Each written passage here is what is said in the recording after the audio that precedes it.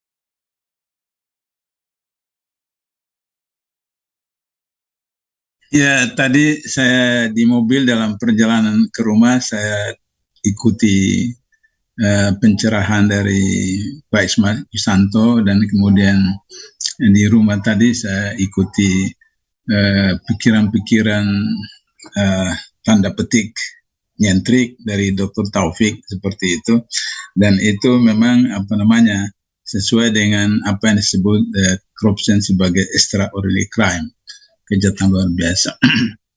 Yang pertama saya ingin sampaikan bahwa ada satu adagium dari seorang profesor dari Barat mengatakan power tend to corrupt. Absolute power, korupsi absolutely. Jadi kekuasaan itu cenderung kepada korupsi. Kekuasaan yang absolut, pasti korupsinya tambah merajalela. Sehingga dan begitu kita lihat bahwa ketika Orde Baru itu disebut dengan executive heavy, jadi kekuasaan eksekutif. Karena itu maka waktu zaman Orde Baru itu DPR itu disebut sebagai tukang stempel. Jadi 3D, datang, duduk, 4D, dengar, tweet.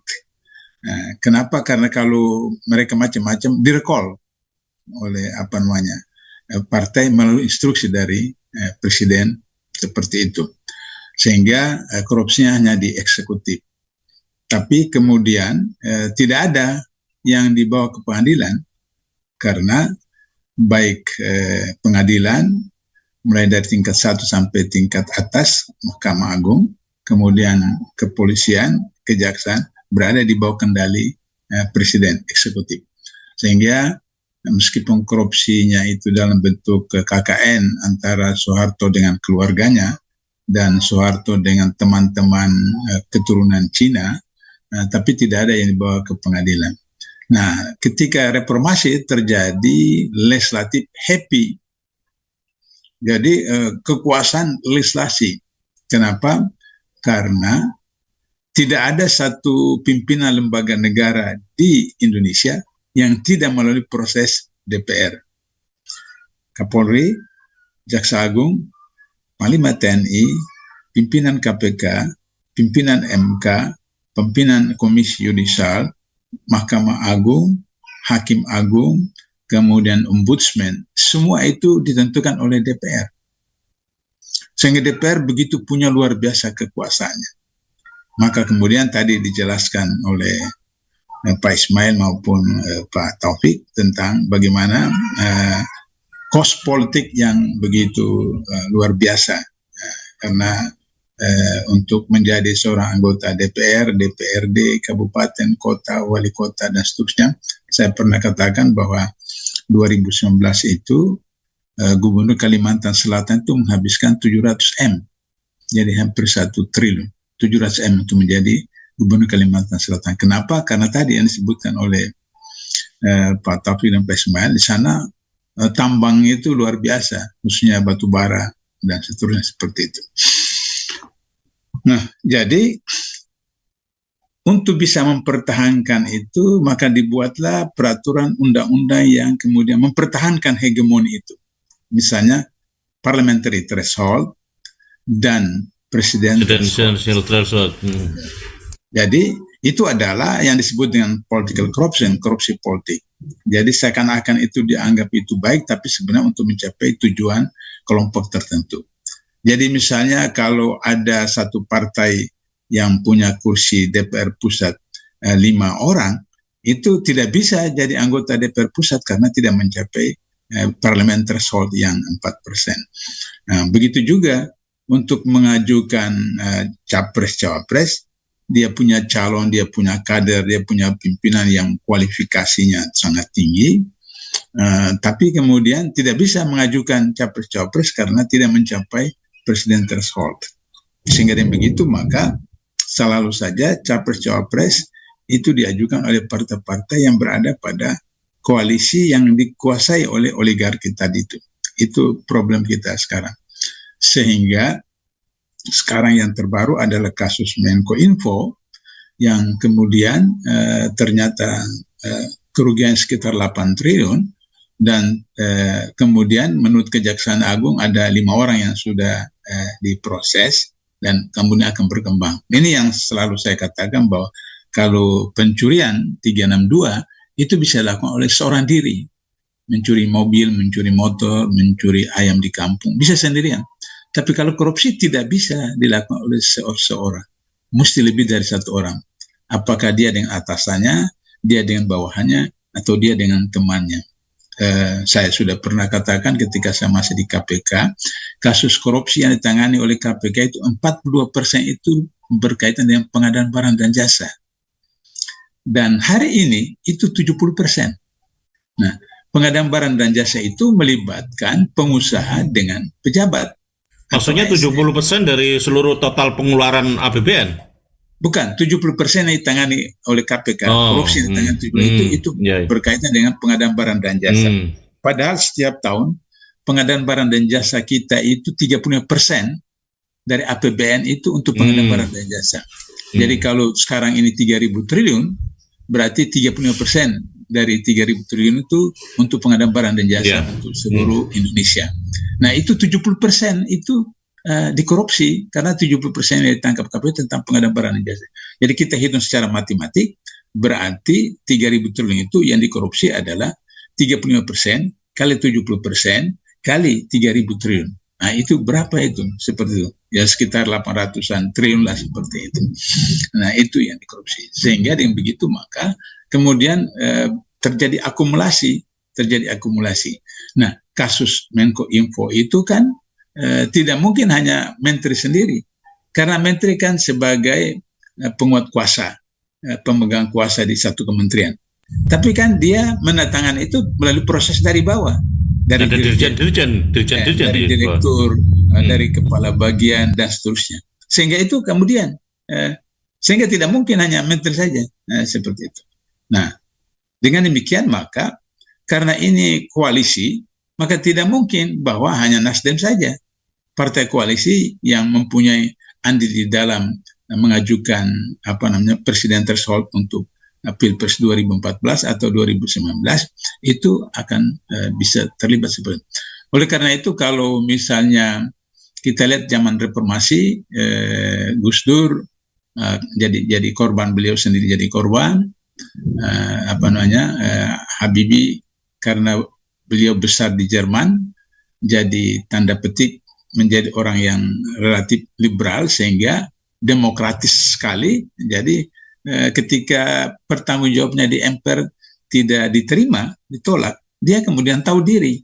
Untuk apa saya maju lagi? Padahal tidak ada undang-undang yang melarang bahwa seorang presiden yang ditolak laporan pertanggungjawabnya tidak boleh maju menjadi calon presiden. Tapi karena beliau besar di Eropa, negara demokrasi, demokratis, maka beliau menolak. Nah, begitu juga ketika kemudian Gus Dur, kemudian Megawati, korupsinya karena waktunya terbatas, maka korupsinya juga terbatas. Tapi korupsi pada Megawati itu cukup signifikan karena menyangkut BLBI yang sekian triliun seperti itu. Nah, kemudian kedatangan ke SBY, maka beberapa menterinya yang kemudian terlibat, tapi yang paling dahsyat memang pada waktu Jokowi ini, luar biasa.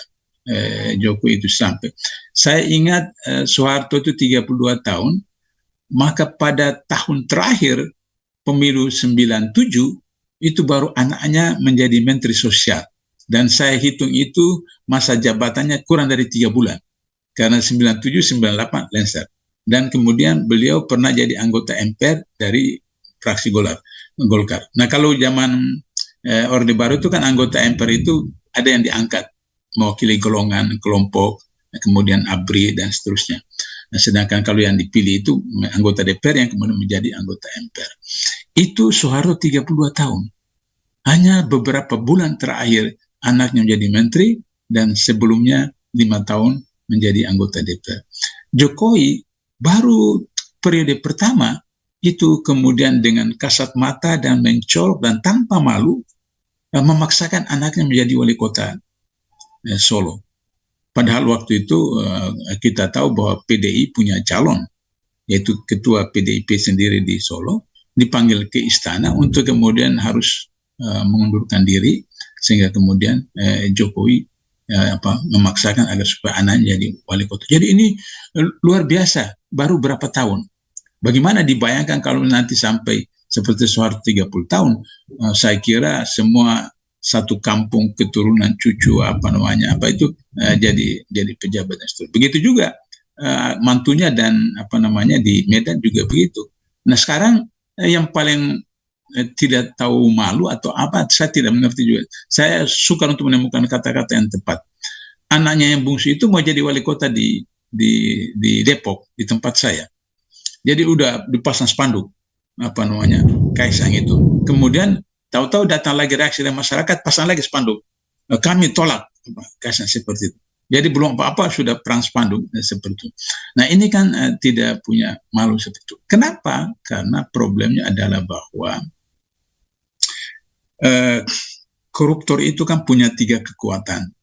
Pertama punya duit, kedua punya geng, yang ketiga punya senjata. Jadi kalau misalnya tidak ikut, dikasih duit.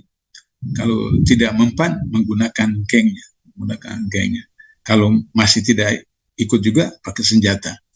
Nah, dulu kasus Nasaruddin Antasari itu menggunakan senjata. Sudarnovel itu sebenarnya juga mau dibuat seperti itu, seperti Nasaruddin. Tapi karena di pengadilan ditemukan peluru yang digunakan untuk menembak Nasaruddin itu peluru dari mana, nah, maka kemudian mereka tidak lagi menembak, tapi menggunakan air raksa untuk mencederai Novel Baswedan. Jadi itu Nah, hari ini menggunakan geng. Jadi misalnya Surya Paloh itu orang Aceh, Jokowi itu orang Jawa dan Solo. Nah, saya tidak tahu Solo asli atau apa walau-walam seperti itu, tapi diketahui bahwa orang Solo. Nah, orang Aceh tidak mengerti bahasa orang Jawa. Jadi dulu ada kisah lucu sedikit sebagai intermezzo. Waktu asas tunggal tahun 84, 85 seperti itu. Terus kemudian Soeharto mewajibkan semua harus pakai asas Pancasila. Maka Pak R. Fahrudin, Ketua Umum Muhammadiyah waktu itu, ketemu Pak Harto di istana, di Binagraha.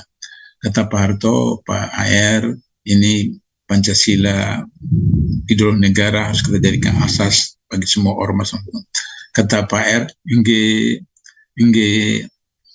terus ketika mau pamit pulang di pintu, kemudian kata Pak Harto, Muhammadiyah ini ormas yang besar, karena itu saya minta Muhammadiyah dikecualikan dari asas tunggal Pancasila. Kata Pak Harto, nah wartawan orang asing tanya sama wartawan Indonesia, itu apa? Iya. Maka kemudian akhirnya berita besok itu beritanya bahwa Pak AR Parudin setuju menerima asas tunggal, Pak Harto mengatakan setuju Muhammadiyah dikecualikan dari asas tunggal. Jadi itu Nah, Surya Paloh nggak ngerti apa yang dimaksud dengan Jokowi. Jangan gerusu-gerusu, jangan buru-buru. Nah, itu kalau dalam bahasa orang Ambon seperti atau Aceh itu jangan, tidak boleh apa itu. Tapi Surya Paloh nggak ngerti itu bahasa Jawa begitu itu. Jangan gurus-gurus, jangan macam. Nah, Surya Paloh terus aja kan. Maka kemudian mulai satu persatu dipreteli. Mulai dengan Menko Info. Kemudian nanti sekarang itu lagi kalau misalnya Golkar macam-macam. Masih ada 2 menteri lagi, Bang. Itu Golkar, kemudian macam-macam lagi Gerindra dan seterusnya. Jadi itu yang disebut dengan absolute power itu adalah corruption absolutely. Jadi kekuasaannya luar biasa sehingga kemudian korupsi itu juga luar biasa. Nah, oleh karena itu maka kalau misalnya tadi Dr. Taufik mengatakan extraordinary power, extraordinary action dengan people power, saya setuju saja. Cuma saya punya pengalaman pimpin unjuk rasa ketika sidang MK, cuma berapa ratus yang datang. Kemudian tahun lalu untuk menghadapi undang-undang Minerba dan undang-undang lain itu cuma berapa orang yang hadir, cuma ratusan orang. Dan jadi sehingga saya, atau yang paling konkret lah, 7 juta yang hadir di Monas. 7 juta yang hadir di Monas, ketika HRS ditangkap, kemana itu 7 juta? Seperti itu. Ya, seperti itu. Jadi, saya gembira kalau misalnya konsep Taufik itu mengulangi 97 atau 67 sampai berhari-hari nginap di Senayan, seperti itu mungkin. Jika tidak, maka saya sarankan agar supaya jangan masyarakat ini mau terima cuma 50.000 atau 100.000 dari caleg atau dari pilpres. Ya memang kalau ada 20 partai, satu partai dapat 100.000, maka kemudian 2 juta. Tapi 2 juta itu hanya untuk 1 bulan, 2 bulan, 3 bulan. Tapi 5 tahun kemudian, Anda akan dibebankan dengan utang yang luar biasa, di mana utang kita sekarang sudah 8.000 sekian triliun, dan kemudian itu sampai 2040, 2050 itu anak cucu kita. Kemudian hutan kita sudah stadium 4, kemudian laut kita itu terumbu karang 70% sudah rusak, dan kemudian minerba kita itu memang meningkat ekspornya, tapi yang ekspor bukan pemerintah, yang ekspor itu perusahaan, sehingga pemerintah cuma dapat pajak, tapi uang masuk ke mereka, dan uang dalam bentuk dolar itu tidak masuk di Indonesia, disimpan luar negeri. Nah, seperti itu. Sehingga kita mengalami kesulitan dolar untuk membayar utang seperti itu. Nah, jadi oleh karena itu satu-satunya cara adalah bahwa menggunakan hak pilih dengan cerdas, cermat untuk kemudian melihat masa depan anak-anak cucu kita. Nah, kita lihat dari partai yang paling terkorup, maka kemudian jangan pilih partai-partai yang terkorup selama ini. Kita lihat partai yang paling kecil korup, karena dari 9 partai itu semua kena. Kita pilih yang paling kecil. Yang paling kecil baru kemudian calon-calonnya kita lihat yang paling mana baik seperti itu. Bila perlu, kalau 2 sama kualitasnya, kita istihara untuk. Sudah itu baru kemudian jangan dilepaskan. Kesalahan masyarakat hari ini adalah setelah pemilu, setelah pilkada, setelah pilpres, ditinggalkan. Tidak boleh, harus dikawal. Jangan macam-macam, saya yang pilih Anda, saya penuh. Maka kemudian harus dikoreksi perdanya atau undang-undangnya atau peraturannya. Nah, maintenance itu harus dikoreksi terus, sehingga kemudian mereka merasa bahwa mereka diawasi. Kalau kita kan sudah selesai, masa selesai. Sementara ketika anggota DPR dikritik tanggung jawabnya kepada pemilih gimana, mereka katakan, oh sudah, kami sudah laksanakan tanggung jawab kami pada waktu berlangsung pemilih itu. Ada serang fajar, ada serang duha, ada serang zuhur, ada serang itu. Ya mereka anggap dari segi bisnis sudah selesai tugas mereka, seperti itu. Nah sehingga kemudian untuk mengembalikan 700 miliar seperti di Kalimantan Selatan harus proyek-proyek itu seperti itu, sehingga kemudian terjadilah seperti kasus Menko Info seperti itu. Itu barangkali beberapa catatan yang saya sampaikan untuk melengkapi apa yang secara panjang lebar sudah dijelaskan oleh Pak Ismail dan Pak Taufik tadi. Mas Slamet. Iya, Bang Dr. Abdullah Mawa sekaligus diberikan closing statement terkait dengan seberapa kemungkinan ke depan ini, terutama dalam kontestasi politik dan korupsi, apakah IPK-nya semakin tambah rendah atau bisa ditingkatkan, dan seperti apa masyarakat ini bisa menjaga, ikut mengawal proses pencegahan dan pemberantasan korupsi. Bang Abdullah Mawa setidaknya mengambil momentum kontestasi politik ini, Dr. Abdullah Mawa. Jadi yang pertama, ini seharusnya sekarang atau paling lambat Juni itu Presiden sudah bentuk pansel untuk pemilihan pimpinan KPK. Karena 20 Desember ini pimpinan KPK yang sekarang selesai masa jabatannya, dan 20 Desember itu harus pelantikan pimpinan KPK yang baru. Nah, seperti kita tahu bahwa ada kasus BLBI, ada kasus Senturi, ada kasus IKTP, ada kasus Meikarta, ada kasus COVID-19 dan seterusnya, Cipta Kerja dan seterusnya. Itu tidak bisa ditangani oleh KPK kecuali pimpinan KPK dan Presiden diganti. Nah, oleh karena itu maka persoalannya adalah panselnya. Nah, tentu saja Jokowi akan menunjuk pansel orang-orang yang akan memilih pimpinan KPK baru yang akan menyelamatkan dia setelah dia sudah tidak jadi presiden, menyelamatkan dia ketika bagaimana dia gubernur dan wali kota, begitu juga menyelamatkan anak dan mantunya. Oleh karena itu maka saya menyuruhkan, kalau tadi Pak Taufik bicara tentang people power, saya sarankan untuk diarahkan kepada Seknek dan Presiden agar supaya anggota-anggota pansel itu orang yang satu derajat di bawah malaikat saja.